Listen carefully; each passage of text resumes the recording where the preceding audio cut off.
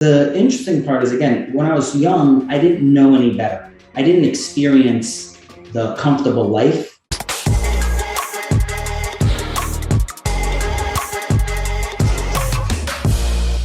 Tell us a little bit about, about Pascal, the young boy that migrated from Syria to the United States with his parents.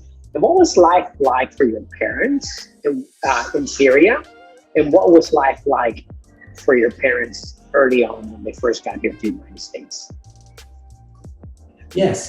So I definitely know what you mean about too poor to have a dream. But God's been very good. So my father left Syria when I was born, basically, and migrated to America to establish a place for us.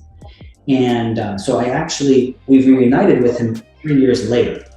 So it was me, my mother, my sister, and it was a long trip, my mom said, to take two young children, 3 and 5 years old, internationally, and not knowing English. So in Syria, my mom actually did pretty well. She was a midwife. She would tell me a story about how she would drive a Jeep into the desert and deliver babies, which I think is mind-blowing, because I have 4 children now, and when my wife delivers, there's like 12 people in the room and all the best technology. She was doing that by herself in the desert. No technology, nothing. So it's mind-blowing to me. It's very inspiring, like to really, now that I can really value that. And my mom did very well for herself. My father did well. He was a tank mechanic in the military, and then he did a mechanic when he left the military. And very hardworking people from, both had 10, 11 brothers and sisters from the farm. My mom was the first person to go to college in a Middle Eastern third world country. It was very impressive. So they decided that they can kind of feel that the frogs being boiled and that it wasn't good for their children long term. So they gave up their comfortable living. They immigrated to America. We grew up he moved to New Jersey. I grew up in New Jersey, and they basically gave up everything. My mom came, raised me and my sister, and then later my younger brother, and stayed home. Never really learned English to the level so she could become a midwife in America. Today, she's a nurse after years of putting in hard work to become a nurse, and loves what she does. It's her passion. But they sacrificed a lot. I remember living in like a 500 square foot stick, 2-family home that 4 families would live in, attic, first floor, second floor, and basement. And, it was interesting because, like you were saying, you didn't know any better, that you can even think of more than what you had. So it was, again, kind of so interesting to look back at that, how I grew up. So let me ask you a couple of questions. When you use the phrase "the frogs were boiling," what do you mean by that phrase? I don't understand the terminology. And what did that mean for you and your family's safety? So the saying a frog is boiling, what it means is if you put a frog in a boiling pot, it'll jump right out. But if you put a frog in a pot of water and slowly turn up the heat, it will get cooked alive. And they felt slowly that things in the Middle East were getting worse and worse. And it was becoming more difficult for people to live. So we're Christian Middle Easterners, so that added another mix to it. We're being persecuted for religious beliefs. Correct. Yeah, we're Aramaic. We speak the language Jesus spoke. Our mass is in Aramaic. So it's, we've gone through a lot of genocides through the years. So they thought it was time to go somewhere that's more friendly. Right. Or safe for that matter. So let me ask you a question. When your father migrated, because I'm fascinated with immigrants and success stories, I often see that many immigrants that come to the States, primarily the earlier generation, the first generations, hardworking, committed. They're almost tunnel blind vision. Gary Vee's is the perfect example of an immigrant family came to the States, hard work, and he, as a second generation, really turned things around for his family and has become not only a very wealthy man, but a known entity across the world. So tell me, when your father first came to the States, what did he do? What was his job? And what challenges did he face as a immigrant in New Jersey? So when he came to America, he actually ended up working at Sears. And he worked as a mechanic at Sears, and he had all these awards, winning top employee of the month.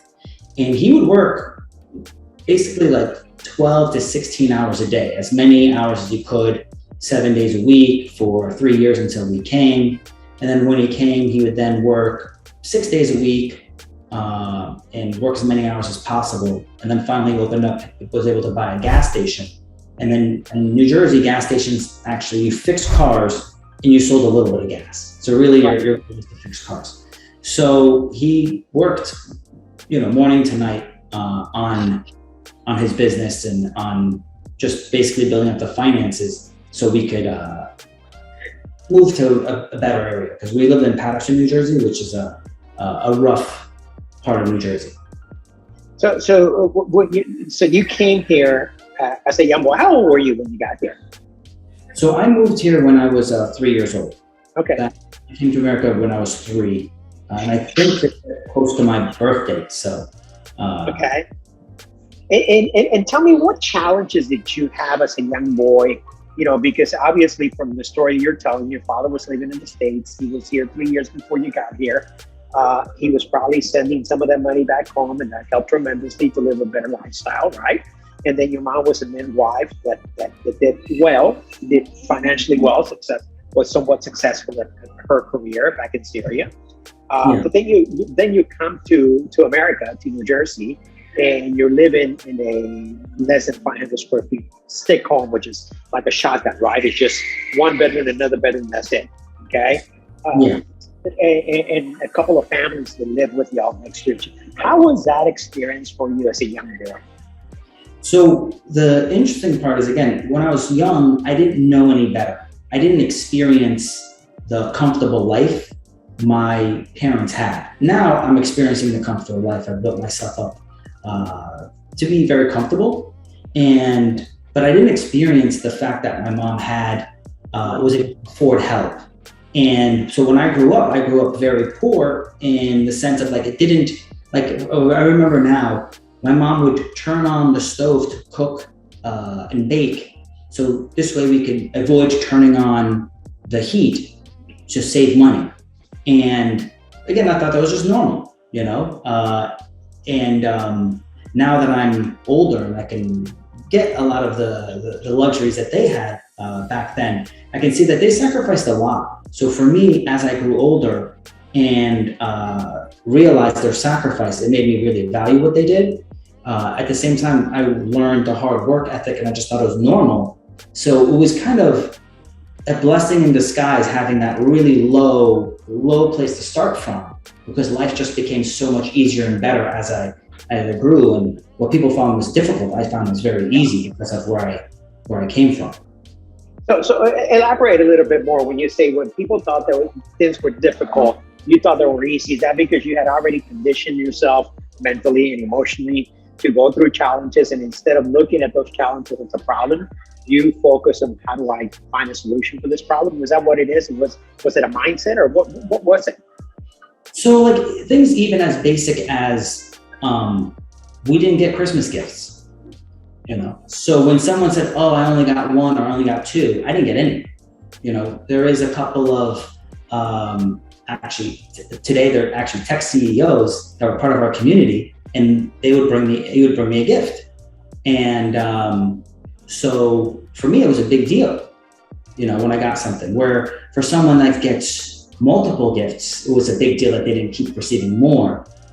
For me, I had to work. I started working when I was 8 at the barbershop to make money so I could buy video games and comic books and, flip cards and games like Gary Vee will talk about. I did the same thing in New Jersey. I think he's from New Jersey too.